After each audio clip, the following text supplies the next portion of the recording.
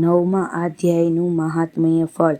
ગીતાના 8મા અધ્યાયનું મહાત્મ્ય સાંભળ્યા પછી 9મા અધ્યાયના મહાત્મ્ય અંગે પાર્વતીજીએ શ્રી શંકર ભગવાનને અને લક્ષ્મીજીએ વિષ્ણુ ભગવાનને પૂછ્યું. આ મહાત્મ્ય જાણવા જિજ્ઞાસા કરી.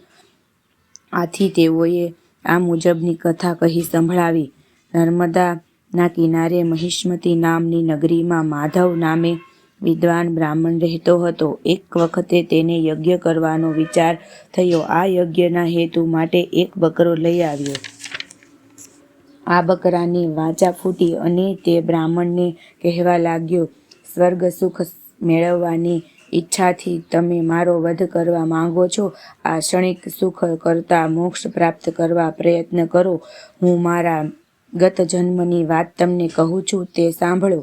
હું કેટલાક જન્મો પહેલા બ્રાહ્મણ હતો. મારે એક દીકરો હતો. તે માંદો પડતા દીકરાને સારું થાય તે હેતુથી માતાજીના મંદિરમાં મેં એક બકરો ચડાવ્યો. આથી મારો દીકરો તો સાજો થયો, પણ આ પાપી કૃત્યથી હું અનેક યોનિમાં ભટકી આજે બકરો થયો છું. આ મારો જાત અનુભવ છે. જેથી તમે આ પાપકૃત્ય ન કરો તો સારું.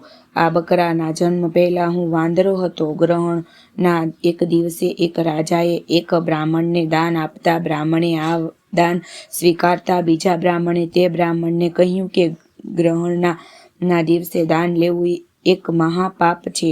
આ હું બાજુના ઝાડ પર બેઠો બેઠો સાંભળતો હતો.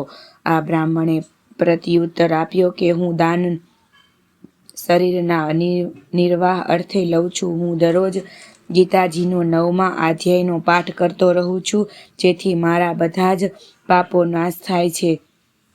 આમ કહી બકરો બ્રાહ્મણને ઉદ્દેશીને કહે છે કે ગીતાજીના 9મા અધ્યાયનો પાઠ કરવાથી તમારો ને મારો બંનેનો ઉદ્ધાર થશે. બ્રાહ્મણને આ યોગ્ય લાગ્યું અને તેણે 9મા અધ્યાયનો પાઠ બકરાને કહી સંભળાવ્યો.